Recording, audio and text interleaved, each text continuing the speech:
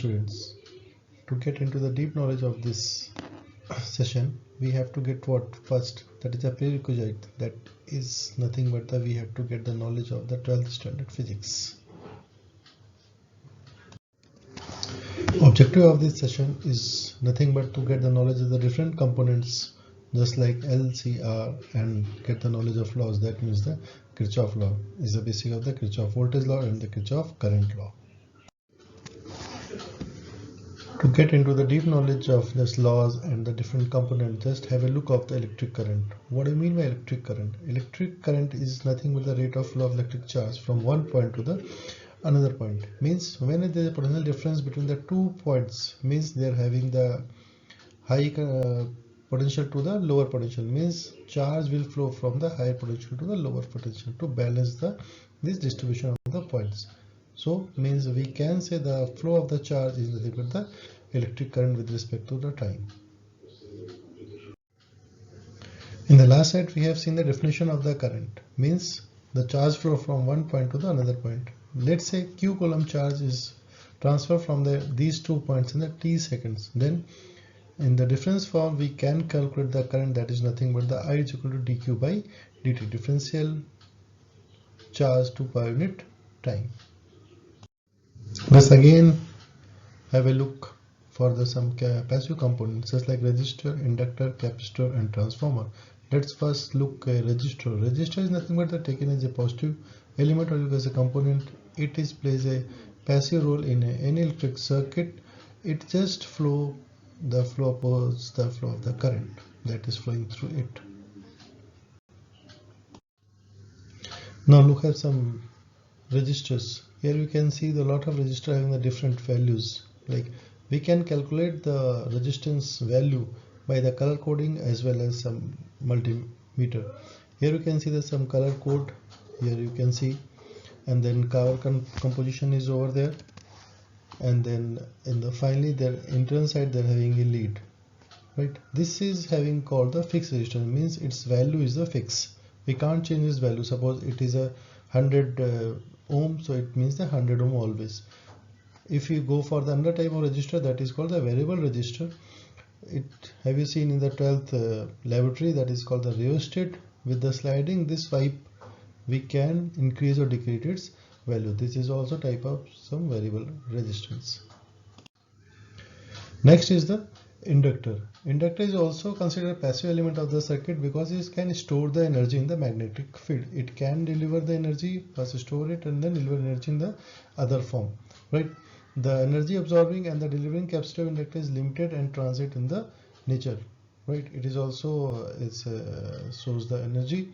That's why inductor is taken as the passive element in the circuit. Just like a capacitor is also considered a passive element, which can also store the energy.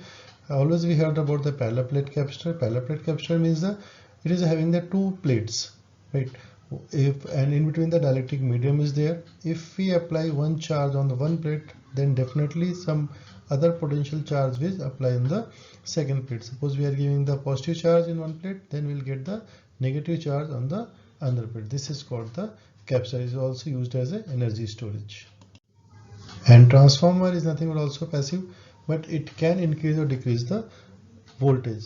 It can form of the step up or a step down. Right, if you increase the voltage, then we have to go for the step up. If you want to decrease the voltage, then we go for the step down, and it will depend upon the number of coils, either primary or the secondary.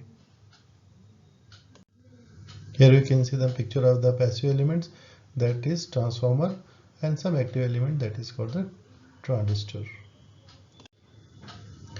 Now what is the basic difference in the bilateral element and the unilateral? Bilateral means 2, means if a current is flowing by the both direction in any component, it is called the bilateral elements. Just like resistor, capacitor, inductor, this is called the bilateral elements. Unilateral means single. If a current is flowing only through one direction, those components is always called the unilateral. Just like a simple is the diode. Diode is acting as a switch. It can flow the current from one direction, that is in the forward bias only. Now another type of elements that are called the lumped and the distributed element. Lumped element is such type of element in which the voltage across the current does not vary with the dimension of the element, is called the lumped element. Just like resistor current is simple closed loop electrical circuit, and distributed, when the voltage across the current through the element changes with the dimension of the element, is called the distributed element. Same example we can take here, the resistance of the transmission line. If we increase the length of the resistance in a transmission line, the output will change.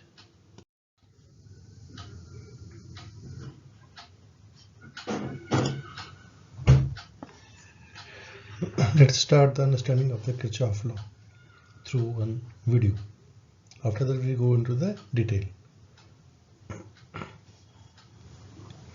Now just imagine, remember a class when a teacher is teaching something else, and it is somehow always happen with the student, they are thinking in different way. Suppose their mom is what cook in this dinner, right?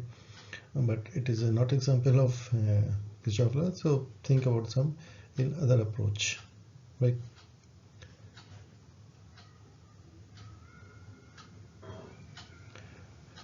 To understand this, we are some friends, there are 4 friends, they are moving towards a path, right? They want to reach at some destination. So here figure you can see the number of the friends entering in the path, and then total number of friends reach are equal, means entering equals to exit must be the same. So this can be applied for a KCL for the current. Let's suppose there is a node, 2 currents are entering and 3 currents are leaving.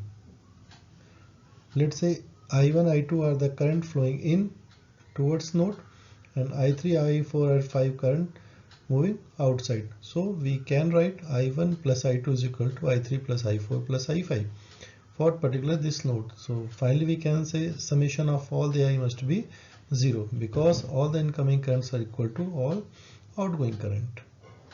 Simple way. So KCL must say that is nothing but the Kirchhoff current law. The algebraic sum of currents meeting at a point is 0. Means we can write sigma I must be equals to 0. Summation of all the currents must be equals to 0. Let's say another law that is turns to the Kirchhoff voltage law. For the example, suppose we are going for a walk. There is a path on that. Suppose you are here, and at some point you meet a number of friends, just like one friend is here, another friend is here, another friend is here, right? Now at the end, total number of friends you meet is number of all the friends in the path. The same applies to the current for any linear circuit. Suppose this is you and you are moving towards a path. When it travels along the circuit is magnitude, so total resistance EMF connected in the circuit is seen. Means the resistance, and then is a switch, and then finally a battery, then connected to this. So this applies the KVL. So finally we can write KVL states that is nothing but the Kirchhoff voltage law. In any closed electrical circuit, algebraic sum of products of current and resistance and the sum of connected is the equal. Okay, let's have some idea about the Kirchhoff law. In 1845, a German physicist, that is a Gustav Kirchhoff, is just to give the 2 laws. One is terms of the current, one is of terms of voltage, is namely known as Kirchhoff current law and Kirchhoff voltage laws. That's like, so we can say there are 2 rules commonly known as the Kirchhoff current law, with one of the Kirchhoff dealing with the current flowing around the closed circuit, that is also KCL, while the other law deals with the voltage source that present in the closed circuit is called the KVL. So let's say one by one. Let's first Kirchhoff current law. Kirchhoff current law is nothing but it is said that algebraic sum of all the currents meeting at the node is zero. Means what is the state charge? It means suppose there is a circuit having the too many nodes. Suppose we consider one node.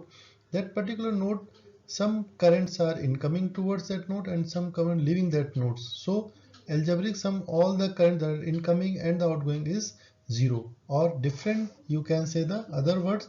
The algebraic sum of all the currents entering the node is equal to leaving a node, that is I exit dot I entering, means entering currents equals to leaving currents. This idea of commonly known as the conservation of the charge, means we can say the charge is safe, it will change from one form to the another form. Thus here you can see the figure. Suppose this is a node, right? Suppose three currents are incoming towards nodes, let's say I1, I2 and I3, and two currents are leaving the node, let's say I4 and I5. So whatever the current coming inside the node we have to take as a positive, and what a current is leaving the node we have to take as a negative. So according to law we can write I1 plus I2 plus I3 we are taking as a positive because it is incoming towards node, and minus I4 minus I5 we are taking negative because it are leaving the nodes. So finally we can write I1 plus I2 plus I3 minus I4 minus I5 equals to 0. This is called the first law, that is called the KCL. Let's have a look at the second law, that is a KVL. KVL is what? In any network the algebraic sum of voltage around the loop is equal to 0. In other words, the algebraic sum of all the voltage rises to equal to algebraic sum of all the voltage drop within the loop is 0. Means we can say for a closed loop the input voltage equals to all other voltage, or summation of all the voltage within this loop is equals to 0. It is also denote the conservation of energy. Just like a figure, suppose there is a 4 branch A to B, B to C, C to D and D to A, right? Some resistance are there, R, there are 4 resistance. So according to law we can write VAB, VBC plus VCD plus VDA equals to 0.